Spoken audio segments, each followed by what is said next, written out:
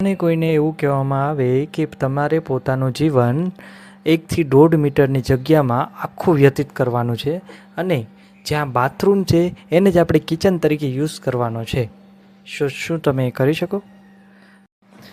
તમને બધાને વિચાર આવતો હોય છે કે આવું તો કંઈ હોતું હોય છે, આ કેમ હવામાં વાતો કરે છે? પણ ભાઈઓ, હું હવામાં વાતો નથી કરતો. મારા રિસર્ચ પ્રમાણે હું તમને જે કાંઈ જાણકારી મળી છે હું તમને શેર કરવા માગું છું.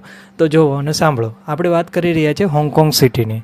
હોંગકોંગ સિટીમાં અત્યારે આપણે જોઈએ તો આપણને પહેલી વસ્તુ શું યાદ આવે? તો કે હોંગકોંગની ગગનચુંબતી ઇમારતો, મસ્ત જીડીપી અને બધા લોકો અમીર હોય ને એવું જ દેખાય. પણ એવું સાચું છે નહીં. એની ડાર્ક રિયાલિટી પણ છે.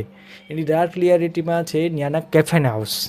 કેફેન હાઉસ, આ જે કેજ હોમ્સ છે ને એ કેના માટેનું છે ખબર તમને? કે ત્યાંના જે ગરીબ લોકો હોય ને એની માટે કોઈ વ્યવસ્થા નથી ત્યાં. એટલે ત્યાંના જે અમીર લોકો હોય ને એણે પૈસા કમાવા માટે આ છે એક માળમાં 2 માળ બનાવી નાખ્યા.